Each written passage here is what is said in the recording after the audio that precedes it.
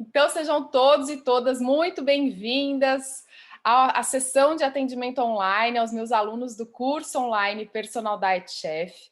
Hoje é uma sessão de atendimento para pessoas que têm problemas intestinais, constipação, flatulência, doenças inflamatórias intestinais, como síndrome do intestino irritável, doença de Crohn, enfim, qualquer problema intestinal. Hoje eu vou fazer uma explicação breve, uma aula introdutória, antes de passar as orientações para os meus alunos.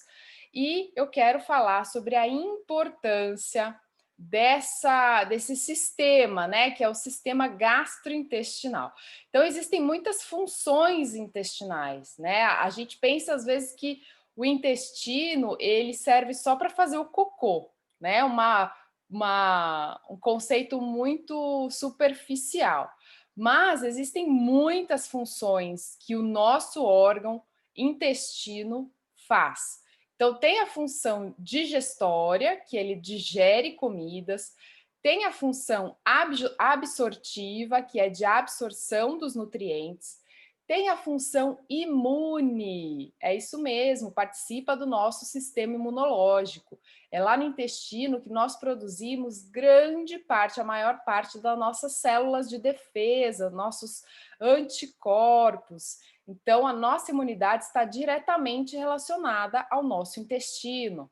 Lá no intestino também é produzido os neurotransmissores, que são responsáveis pelo nosso bem-estar e pela nossa saúde mental. Olha que interessante, não é à toa que nós falamos que o nosso intestino é o nosso segundo cérebro, afinal de contas, os neurotransmissores são substâncias que são produzidas também no intestino e que vão definir como nós vamos nos sentir. Olha que importante. Além disso, a gente também tem uma produção hormonal muito importante que depende da saúde intestinal, o processo de destoxificação do organismo, então todas as substâncias tóxicas que entram em contato com o nosso corpo dependem também da saúde intestinal para serem excretadas, para serem eliminadas, que faz parte do processo de detoxificação natural do corpo. E, por último, a função que é a excreção, que é justamente colocar para fora aquilo que não serve mais para o organismo e que tem que sair.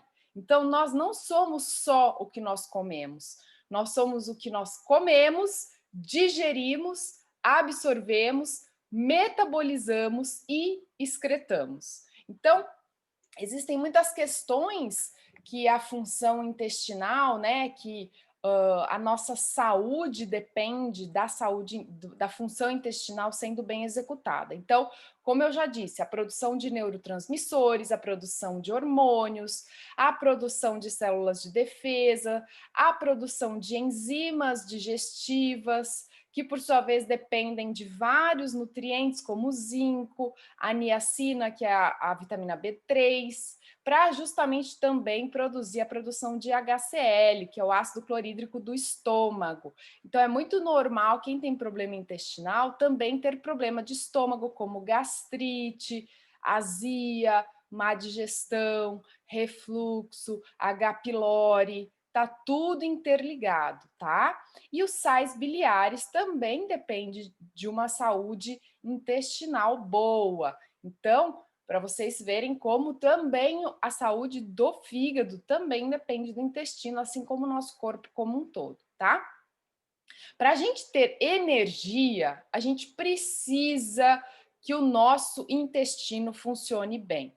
Por quê? Muitas vezes aquele cansaço, aquela indisposição vem pela falta de nutrientes, vem pela deficiência de vitaminas do complexo B, que estão presentes principalmente nos cereais integrais e nas leguminosas. Então, os cereais integrais são o arroz integral, a aveia, quinoa, amaranto, cevadinha em grão, trigo em grão. Tudo que é cereal integral é rico em vitaminas do complexo B, assim como as leguminosas, que são os feijões, a lentilha, a ervilha, grão de bico e assim por diante.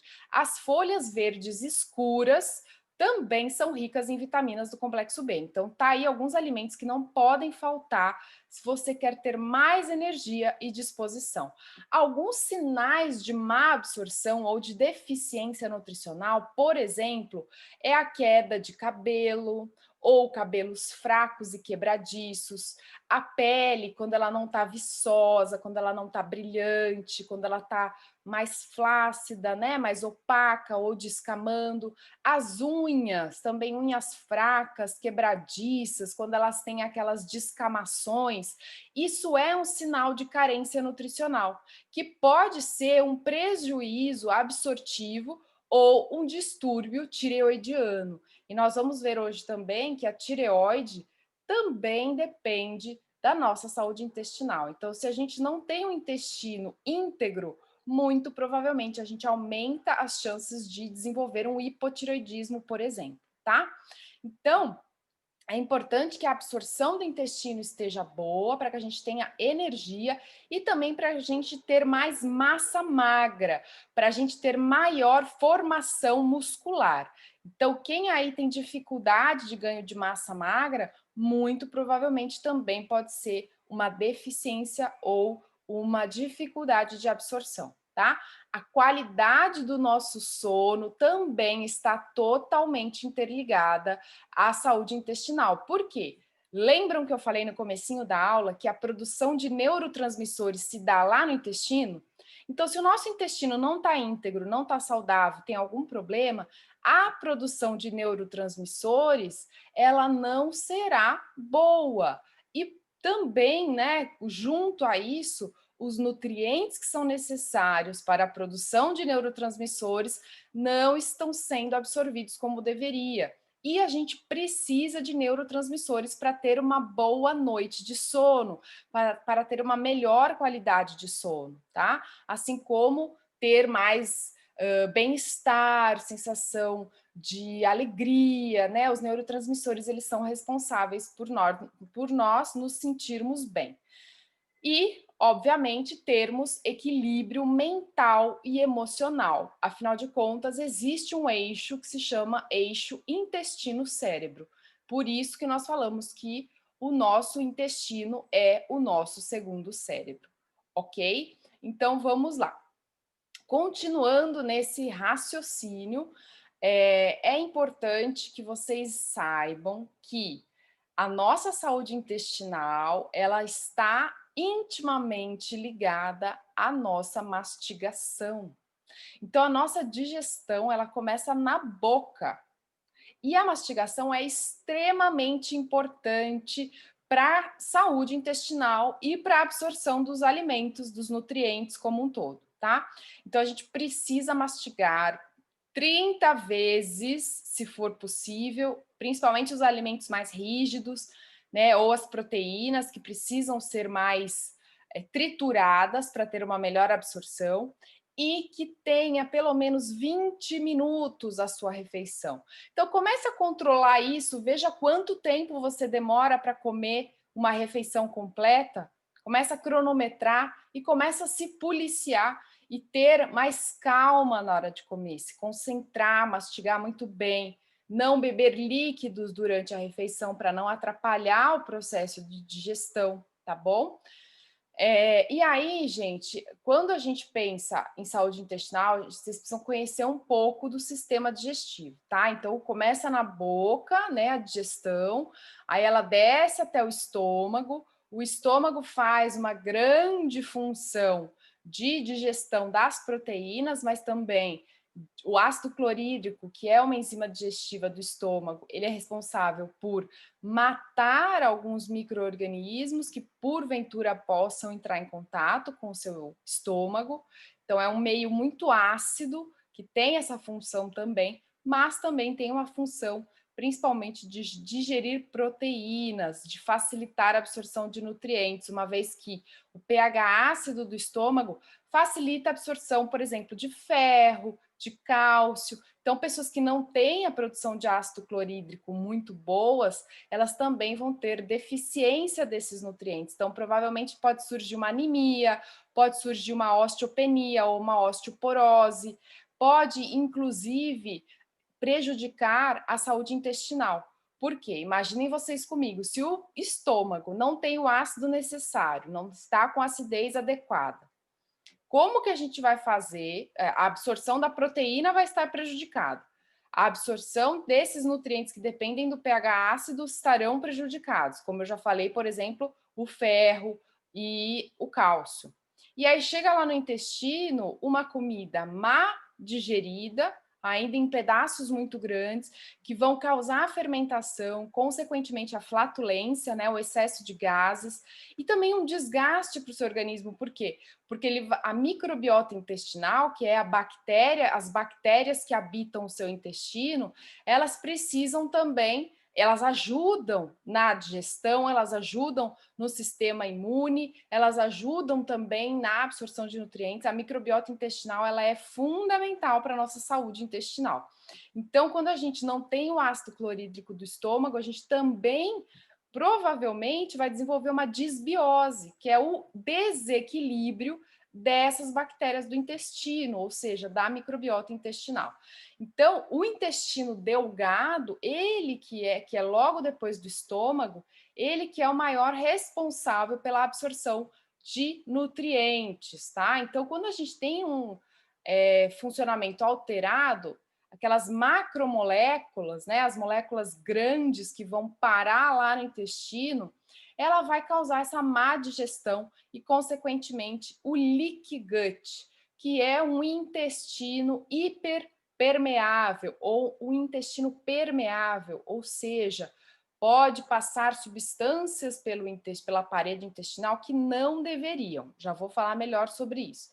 Enfim, muitas consequências, tá? Excesso de alimentos que são mais alergênicos, como, por exemplo, glúten, ou os lácteos, né? Leites e derivados de leite, ou alimentos mais pró-inflamatórios, como os alimentos ultraprocessados, o açúcar, o álcool, todos os aditivos químicos presentes nos alimentos ultraprocessados, eles podem contribuir para essa hipersensibilidade da mucosa, para essa hiperpermeabilidade do intestino, e aí que vem todas as doenças. É aí que começa um problema de imunidade sério, é aí que talvez tenha se desenvolvido um hipotiroidismo, enfim, muitas doenças estão relacionadas a esse desequilíbrio intestinal, tá? Inclusive, o supercrescimento bacteriano no intestino delgado é muito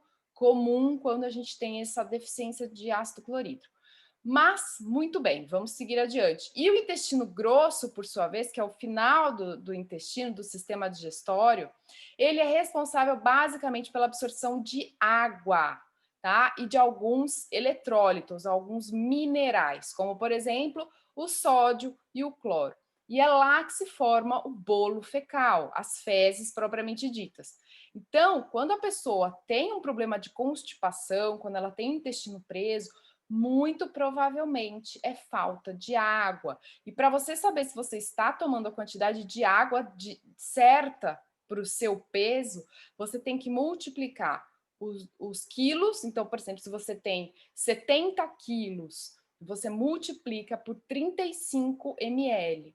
Então, vai dar aproximadamente 2,5 litros de água por dia para uma pessoa que pesa em torno de 70 quilos, tá bom?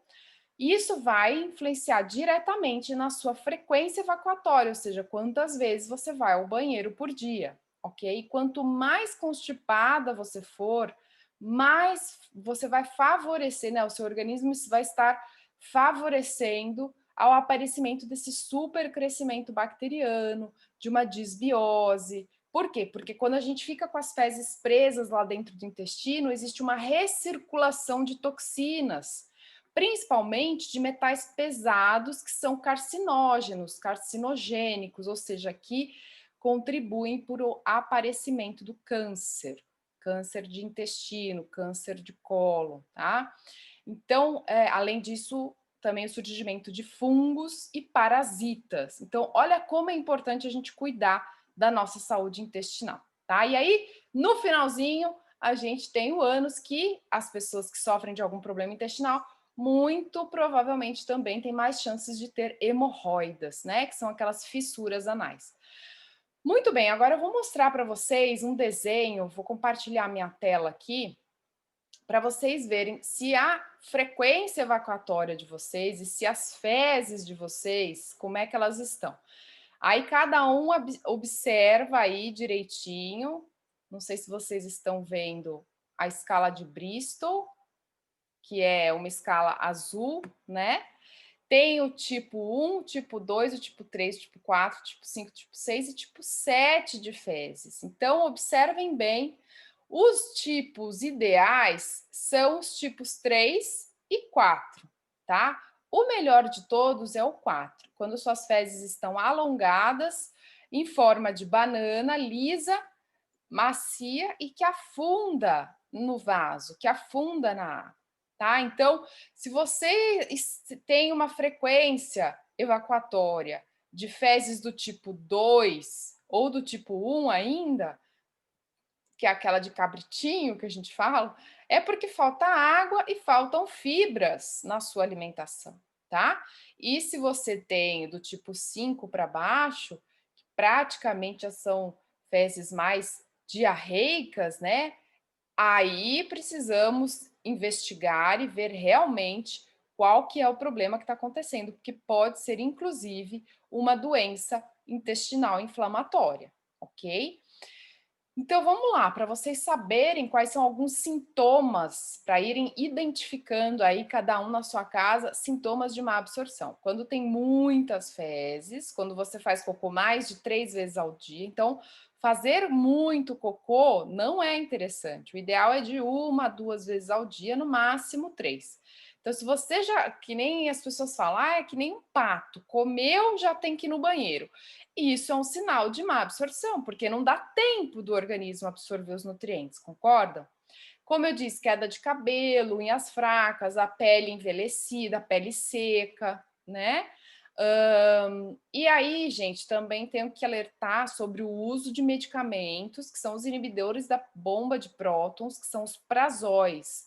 Então, o omeprazol, pantoprazol, osomeprazol, todos esses não pode tomar por mais de 6 meses, porque eles podem causar alterações neurológicas, anemia, que é o cansaço, esse supercrescimento bacteriano no intestino, a disbiose. Então, eu sei que muitas pessoas sofrem de gastrite, né, dessa falta de ácido clorídrico, e vem nesses medicamentos uma solução, mas a solução não é essa, a solução é a alimentação certa, estilo de vida saudável, e aí, claro, a gente pode entrar com um chazinho de espinheira santa, né? Porque a gente não deve ser refém de medicamentos, ok? Então, vamos ao tratamento propriamente dito, que a gente tem que fazer para tratar os problemas intestinais, problemas de má absorção. A gente primeiro tem que tirar todo e qualquer alimento alergênico e substâncias que sejam nocivas ao nosso intestino. Então, o que a gente fala de limpar o terreno biológico, tá? Para a gente desinflamar o intestino e depois tratar ele, né? Quando a gente tem um intestino com algum problema, com certeza ele já tem uma inflamação crônica, uma inflamação subclínica, uma inflamação bem levinha, mas ela é persistente e se perdura durante muitos anos.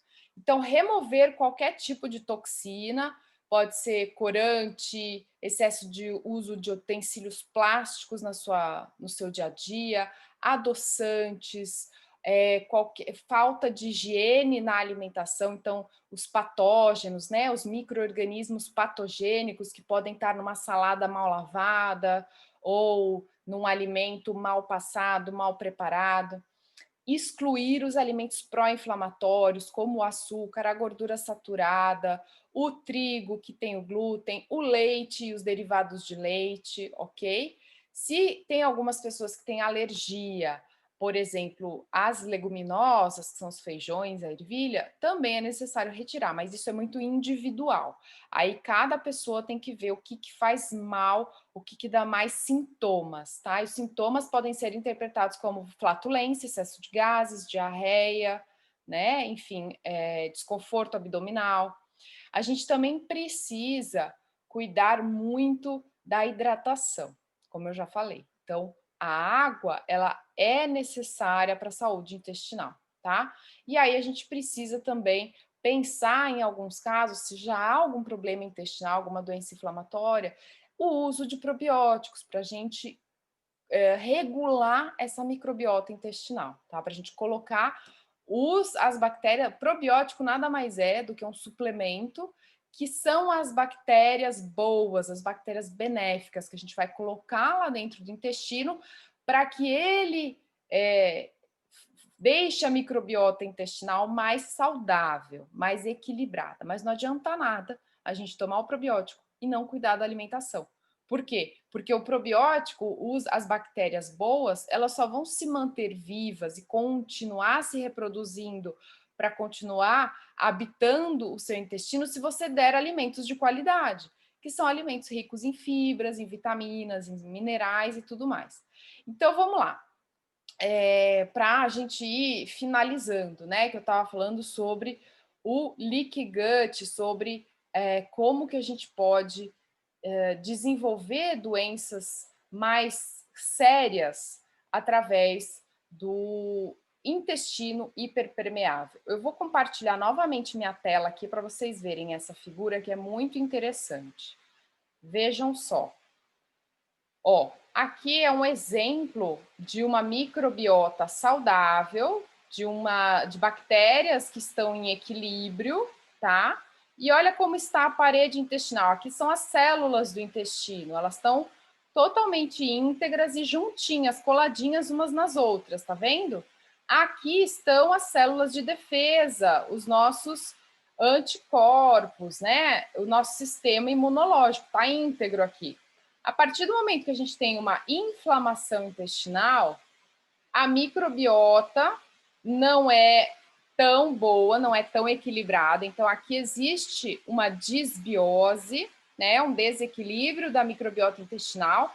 E olha o que começa a acontecer: as células começam a perder a sua integridade e começam a passar substâncias que não deveriam, acionando, por sua vez, o nosso sistema imunológico, que vai causar uma inflamação crônica, tá? Então, olha como é sério. E o resultado disso são várias doenças, tá? Inclusive doenças relacionadas ao nosso sistema imunológico. Eu vou compartilhar outro desenho aqui com vocês, outra figura. Todas essas figuras são de artigos científicos, tá? Comprovados cientificamente. Então, olha aqui, quando a gente tem uma alimentação rica em frutas, em vegetais, em cereais integrais, em peixes, frutos do mar, a gente tem uma microbiota diversificada e a gente tem uma barreira muito boa, uma barreira. A função do intestino também é uma barreira imunológica. Então, a imunidade vai estar em equilíbrio. À medida que nós temos uma dieta, uma alimentação rica em alimentos processados, carne vermelha, açúcar refinado, gordura saturada, a gente começa a contribuir para uma disbiose. E isso vai quebrar a nossa barreira imunológica do intestino. E aí a nossa função intestinal fica em desequilíbrio. E isso pode propiciar muitas doenças, todos os tipos de alergia, todos os tipos de ites, então dermatite, artrite, gastrite, rinite, sinusite, tudo isso porque o nosso sistema imunológico fica completamente perdido, em desequilíbrio, entendem? Então, o hipotireoidismo, por exemplo, ele pode ser, inclusive, resultado dessa hiperpermeabilidade. Por quê? Porque daí já vira uma doença autoimune, tá? É muito sério isso, gente. A doença autoimune é o nosso próprio corpo atacando a ele mesmo. Ou seja, o sistema imunológico já perdeu completamente o controle e começa a atacar as próprias células da tireoide, matando a tireoide. E aí não consegue mais produzir os hormônios tireoidianos, por isso que surge o hipotireoidismo, ok? Então, olha como é importante a gente cuidar da nossa alimentação desde muito cedo, né? Desde sempre, desde a barriga da mãe, tá? Muito bem, para a gente ir finalizando aqui a nossa aula, então, para resumir, o que nós precisamos prestar atenção, né, para termos uma saúde intestinal melhor, é eliminar os maus hábitos alimentares, ou seja, excesso de gordura, principalmente a gordura saturada e a gordura trans, que estão presentes nos alimentos processados, excesso de proteína animal, principalmente as carnes vermelhas, excesso de bebidas alcoólicas e bebidas estimulantes, como café, energético e etc., excesso de açúcares e carboidratos refinados, que tenham uma alta carga glicêmica. Quem é meu aluno já sabe do que eu estou falando, porque a gente tem uma aula só de carboidratos lá na nossa plataforma do curso. Excesso de líquidos durante a refeição, porque a gente dilui o ácido clorídrico do estômago quando a gente bebe durante as refeições, e isso prejudica muito a digestão e, consequentemente, a absorção. O consumo de alérgenos alimentares ou alimentos altamente alergênicos, como eu já falei, como o glúten e os leite, derivados de leite. Precisamos também eliminar a presença dos ultraprocessados, porque eles têm espessantes, antiumectantes, estabilizantes, corantes, edulcorantes, que são os adoçantes, e excesso desses produtos contribuem para essa questão intestinal, tá? A deficiência de fibras, ou seja, de frutas, legumes, verduras, cereais integrais, vegetais de modo geral, também contribui para a má saúde intestinal, para uma saúde intestinal prejudicada. Então, a gente precisa comer muitos vegetais, tá? Todas as refeições precisam ter alguma fonte de vegetal, de fibras, tá bom? A baixa ingestão de água também contribui para a má saúde intestinal, então precisa muito prestar atenção na quantidade de água que você está ingerindo por dia. A mastigação também precisa ser feita com consciência, não comer rápido, porque não podem ir pedaços grandes de alimentos para o intestino. Pensem nisso. Isso tem uma influência muito grande na sua saúde intestinal. E fazer longos períodos de jejum, ou seja, ficar horas sem comer, faz com que na próxima refeição você coma grandes volumes. E isso não é interessante para a nossa saúde intestinal. O ideal é comermos pequenas porções, porém ao longo do dia, ok? E jamais usar laxantes, tá? Porque isso causa dependência, prejudica a desmotilidade do intestino, enfim, a motilidade, né? Então, causa uma desmotilidade do intestino. Enfim, não é interessante o uso de laxantes, ok? E aí, para finalizar, existem alguns nutrientes que contribuem para a nossa saúde intestinal. Então, anotem aí o magnésio, por exemplo, ele é um relaxante muscular natural, então ele vai ajudar para as pessoas que são mais constipadas, tá? As pessoas que têm o intestino preso. E aí, qual seria uma fonte boa de magnésio? Chocolate acima de 70% de cacau, e também as folhas verdes escuras ou qualquer outro tipo de folha verde, tá bom? O gengibre também é um alimento muito interessante, porque ele é um anti-inflamatório natural e ele reduz o NF-κB, que é um fator de transcrição das citocinas inflamatórias. Lembram que eu falei da inflamação intestinal? Pois é, o gengibre vai ajudar a desinflamar o seu intestino e vai aumentar a motilidade. Então, para as pessoas que sofrem de constipação, também ajuda muito. E ajuda a reduzir os gases, as flatulências, tá? Deixa eu beber uma aguinha aqui. Alecrim é outro alimento maravilhoso que ajuda muito na digestão e na saúde intestinal. Então, fazer chá de alecrim ou colocar alecrim na alimentação é muito interessante.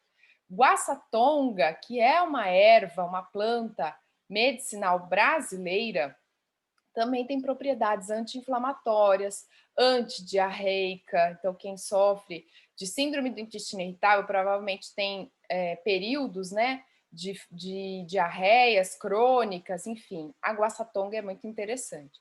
Ela também ajuda para quem tem úlcera, ajuda para quem tem fungos, ajuda na questão das bactérias. Então, ela tem propriedade antibacteriana para quem sofre de desbiose. Ela é antioxidante, analgésica e antitumoral. Então, chazinho de guaçatonga aí para todo mundo que quer ter uma saúde intestinal melhor. O boldo é muito bom não só para o fígado, mas para o intestino também. Todas as ervas amargas, elas aumentam a produção do ácido clorídrico do estômago. Vocês viram como é importante a gente ter. Pessoas que têm excesso de ácido clorídrico, que têm gastrite, esse é um dos tipos de gastrite, tá? Gastrite tem vários tipos. Mas, para as pessoas que têm esse excesso de ácido clorídrico, a gente precisa melhorar a alimentação, tá? Então, a pessoa vai me perguntar, mas eu não posso tomar o chá de boldo? Pode, ok? É a alimentação que vai fazer a sua gastrite melhorar. O funcho, ou a erva doce, também é outro alimento muito interessante para a gente administrar na nossa alimentação com frequência, para que nós tenhamos uma saúde intestinal melhor, tá? A cúrcuma ou açafrão da terra também é um anti-inflamatório maravilhoso. Então, sempre que puder, use a cúrcuma. O aloe vera, mas não é o aloe vera que a gente pega no quintal, não, tá? Porque o aloe vera, sim, ele tem uma substância tóxica que a gente não metaboliza, que é inclusive tóxico para o fígado. Então, a gente precisa consumir o suco de aloe vera, que já foi tratado, que já foi produzido, que já foi retirada essa substância tóxica, tá? Mas o suco de aloe vera é muito interessante também para problemas intestinais e gastrointestinais de modo geral. Vitamina D, precisa ver como está o seu nível de vitamina D. Então, fazer um exame de tempos em tempos e ver se está entre 55 e 60 é fundamental. Se estiver abaixo disso, tem que suplementar, tá bom? E a aveia, né? O farelo de aveia, uma vez ao dia, gente, pelo menos, precisa usar para quem sofre de problema de constipação, tá bom? Mas não esqueçam da hidratação. Não adianta nada comer um monte de aveia, um monte de semente de chia, de semente de linhaça, se você não se hidrata direito, senão vai piorar a situação da constipação, tá? Do intestino preso. Então, para a gente finalizar, esses são alguns, ou melhor, todos os cuidados necessários que você precisa ter para cuidar da sua saúde gastrointestinal, tá bom? E o resultado será nada mais, nada menos do que um corpo mais desinflamado, do que uma disposição maior, um sono mais reparador, o fim daquela situação em que você não sabe que, dependendo do que você comer, vai te dar um monte de gases ou não. Então, a gente precisa equilibrar a nossa saúde intestinal, nossa microbiota intestinal. E como é que a gente faz isso? Com todas essas dicas que eu passei hoje nessa aula, tá bom? Então, eu espero que vocês tenham gostado. Até a próxima. Tchau, tchau.